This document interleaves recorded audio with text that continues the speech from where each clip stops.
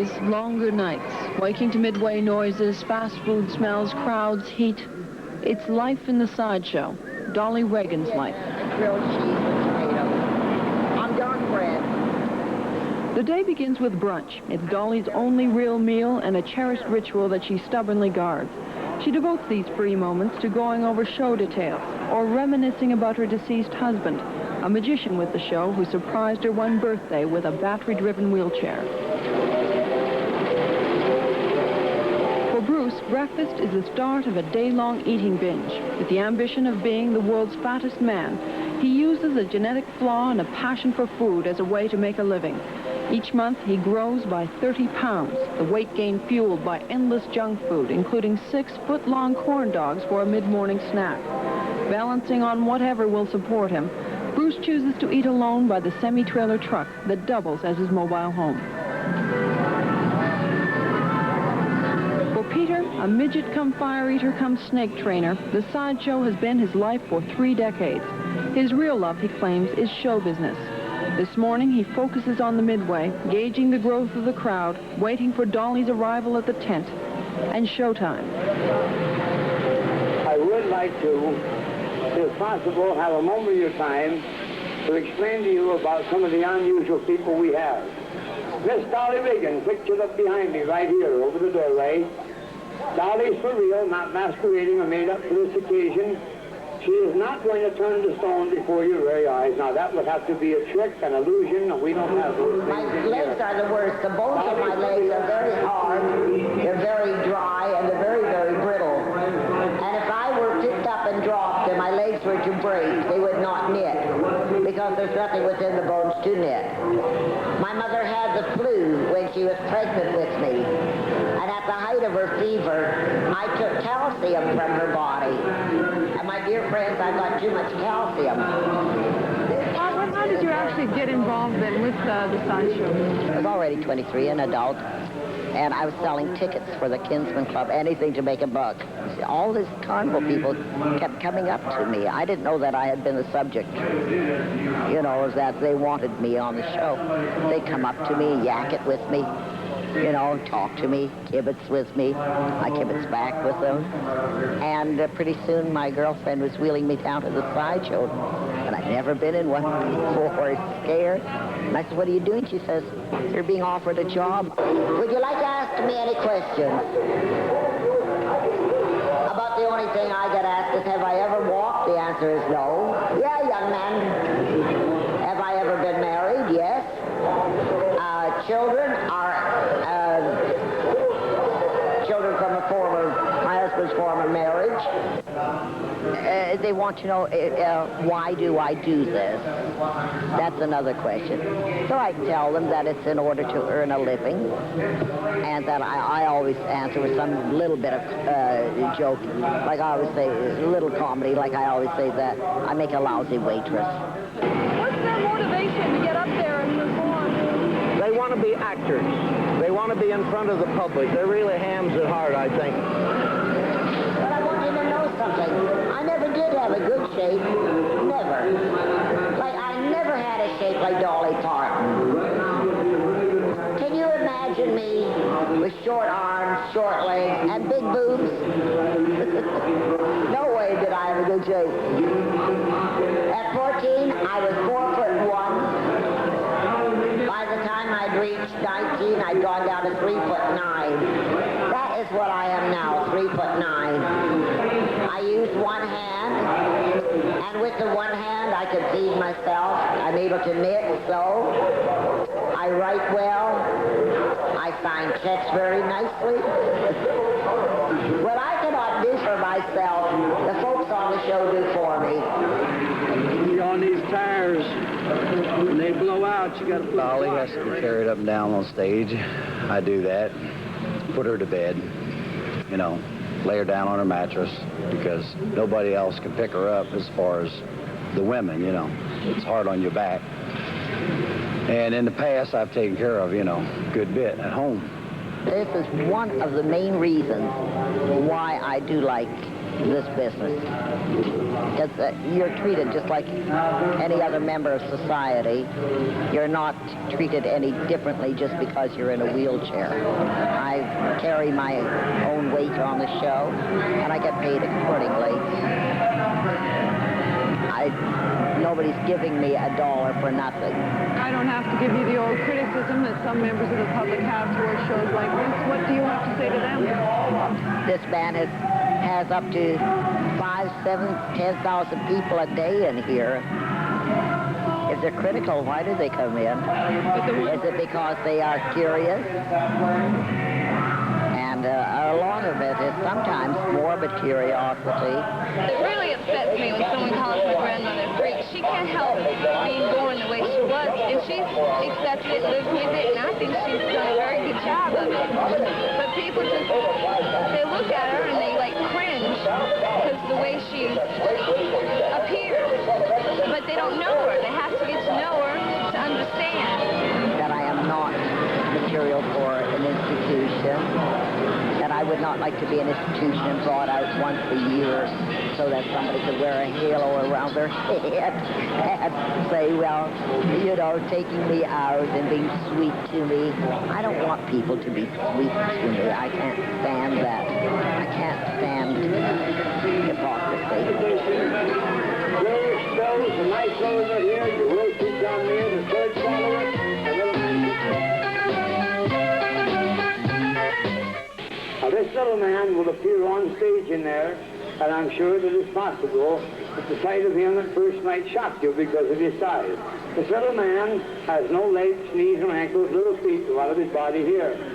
And the nice part about this is that you're going to remember that this man entertained you playing the organ, had no hands and arms, as you and I would remember that. He originated in Jamestown, North Dakota. He worked on the shows a few years, and then he moved to California. He owns his own little home there. It's a pretty little house. You were born with your handicap. Yeah, born this way. Do you think that's harder than all of a sudden being inflicted with a handicap?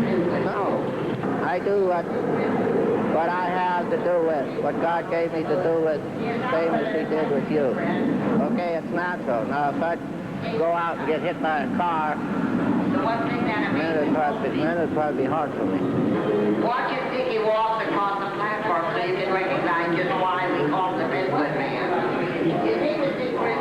Very independent, very stubborn. I like to do things my way and have things my way.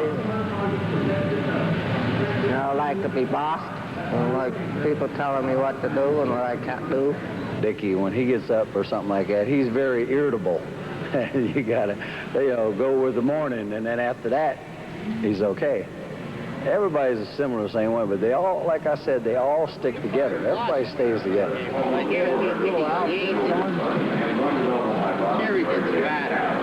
you know what? Hey, Dave, Dickie's all right. The world's all wrong. Everybody's together. They get to know each other the first spot, which is Brandon or wherever you go to. And then, you're just a net family is what it is. She says, come on over, He says, no. No, I don't want to. Did you? He don't like to meet girls. I had a lot more fun when I was a kid than I do right now. Why's that? Because I push my little red wagon around in the snow. I had a lot of fun when I was a kid. See, we can tell how many shows a day we make just by the cigarettes we smoke. What were you doing before you got involved in this? I used to have a popcorn stand. I'd run in the summer and back in Jamestown, and I used to sell Christmas cards during the winter. Shine shoes sometimes in the winter time. Was that enough to make a living? No. I just figured I'd be on welfare throughout the rest of my life until the Lord offered me a job and got on my own. You know you're very aware of the criticism that you get for doing it. Right. A lot of people will call you an exploiter. I am. I exploit these people here in the tent. just like you're exploiting them right now here on television. We're both exploiters. The difference is, I pay them, the television company isn't going to pay them anything. So what's for this sideshow, I wouldn't have, people like us wouldn't have a job. But you go into places to get a job and they just look at you and say, I'm sorry, we don't have a job. And this way I'm free and making my money. I do what I want to. I live in California during the winter, and I do go where I want to. I own my own home, I own my car. Ladies and gentlemen, that was Big Bruce. But he's going to walk back across this one so you see why we call the midway man. But they'd rather have a person like me living on welfare, living off their taxes, so they have to pay taxes to support us. Or would they rather have me as a human being, not a cripple, or a handicap, or a freak, to go out and make my own living, enjoy my own life, as God intended it to be.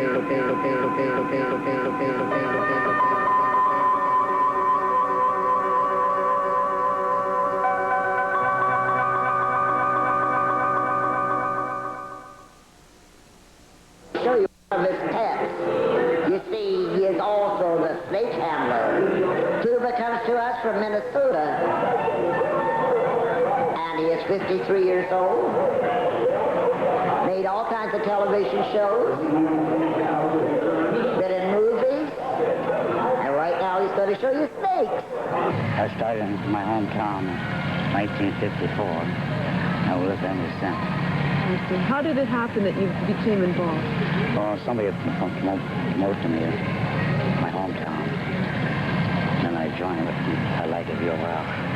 This one likes rabbits. Oh, it says that is so good. Plus mice and plus rats. Oh, yeah, they got a beautiful diet. They're not gooey.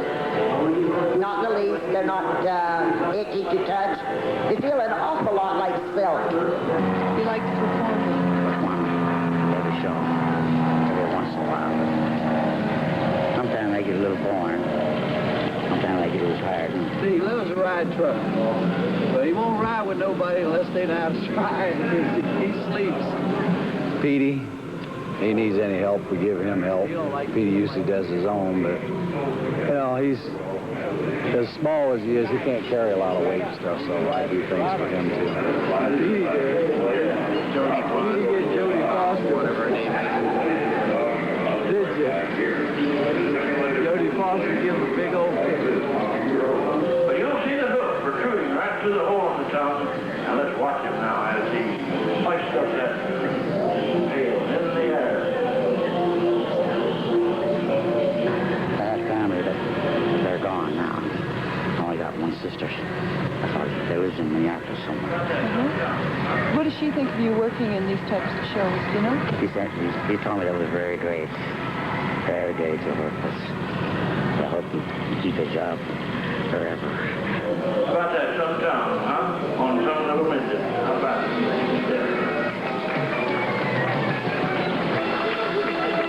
This is my show. This show in the time for everyone to go with like now. Something new, something different. And on tour anywhere in the United States or Canada today.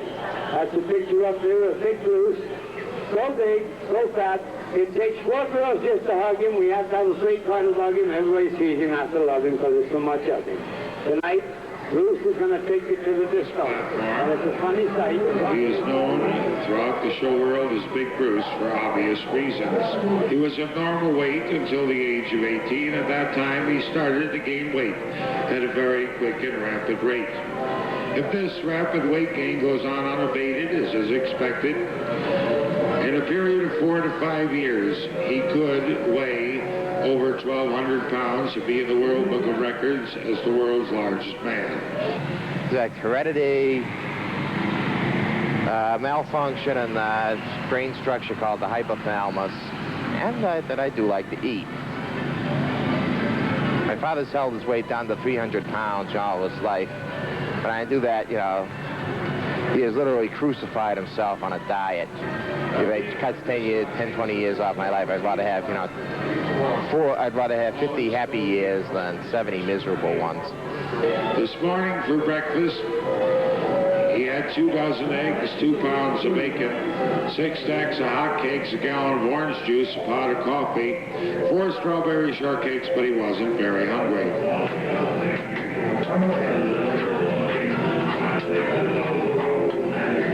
Cooking beans, this is all wildly complicated. All you can do is really heat it in. The food's good, I enjoy eating it. It's like I think most people. What kind of things do you like to eat? I don't know, maybe, say about, say maybe 3 pounds of, steak. 4 or 5 years, and I think ears of corn on the cob, ice cream, fresh vegetables, that cooked, quickly cooked. If when you go down in New Hampshire, where I come from, a couple of lobsters, maybe a quarter to of clams, that sort of thing. Girls, Bruce is not married, but he's willing to be. He'll make some lucky girl a wonderful husband. Give you lots of shade in the summertime, lots of warmth in the wintertime, lots of good heavy loving all the time. I really don't have that much of a personal life. Again, you feel because of the size, yes, that people can't look beyond that. Yeah, more or less. You ever been married or anything like that? Would you like to be? Yes. Like I said, what do you call it now? I've had, few experiences, and, a little bit, shy,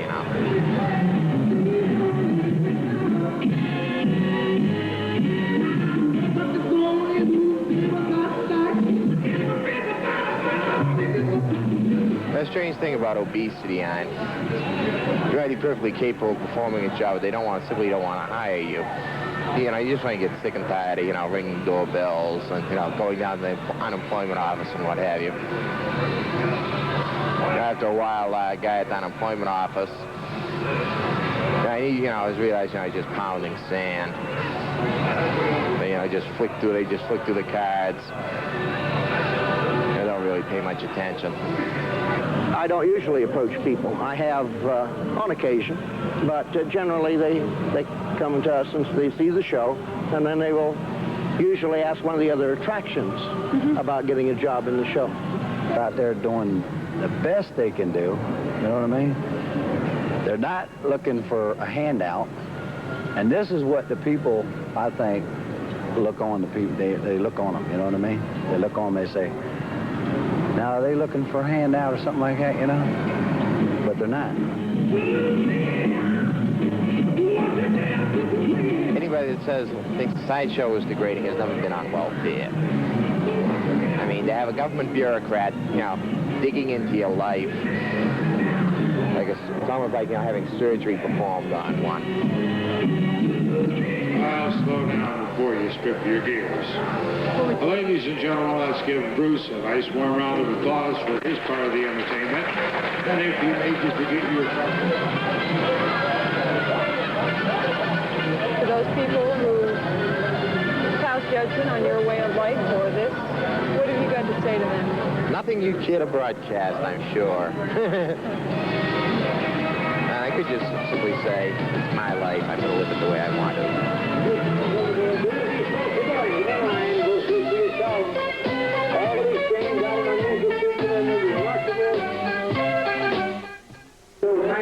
Sideshows, it is circus unique, complete in all its abstinence. Today presented at Big Tent. 10 of the most unusual unodities ever presented, and now is a good time to go. Let's stop the midway. What do you think about the show that you just saw?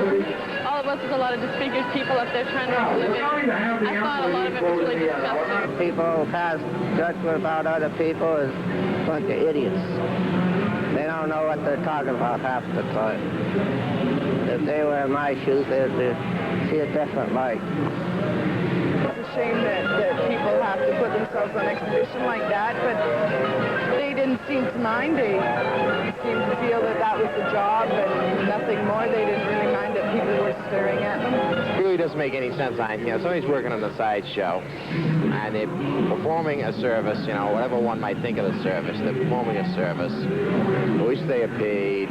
Most of the people in the sideshow, as you're aware, the alternative is welfare. The girl that's turning to stone, she was pretty good. I liked her. And the midget that picked up the pail of stones with his tongue, that's different. It just made it seem like they were putting handicapped people on display. And which, I don't know, it's sad in a way. Yeah, because they shouldn't be. They shouldn't be treated like they should be. People feel sorry for them or something, I'm up there carrying my own weight, and I've got my own independence this way. Independence means a lot. What is she supposed to do? Get locked up in a cage? Not let anybody see her because it might be offensive to them? I think people should accept people for what they are. Tonight, you're going into a different world. We're going to see things that you never imagined when you left home today that you would ever have an opportunity to see or gaze upon. As day stretches into night, lights, noise, and crowds take over the midway. The barkers' voices strain in competition for the colored coupons that spell survival. The rides pause only briefly to unload one herd of thrill-seekers and take on another. As the night wears on, toy-toting sharpshooters proud of high-priced victories at the arcades start to drift away. Still, the sideshow continues non-stop. Fatigue is disguised by a determination for one more take at the gate. Finally, some 40 shows later, the crowds are thin. It's time to close. For Bruce, his own beast of burden, the news is welcome. It signals his last struggled walk from the stage to the semi-trailer truck that houses his bed. These days, Bruce looks forward to returning to his rented mobile home in California, where he raises jungle cacti and makes fireworks. Find a strange niche, he boasts, and I'll fit into it. The end of the day is also welcomed by Dickie, who sleeps on a sponge mattress under the stage. He, too, looks forward to going home and spending long hours watching television. The self-acclaimed critic endorses action movies with lots of blood and guts. Shane, lazing in front of his prized Sony, waits for the Midway girls. He'll meet them after cleanup. Early morning stretches into grinding hours on tired feet. As the performers sleep, the crew packs. One more day here, then off to Regina, where the cycle begins again. It's a bizarre lifestyle, one which leaves little time for anything else. Yet for these people, many of whom feel like social outcasts, being on display is infinitely better than being hidden away. For them, the sideshow is still their only chance at life.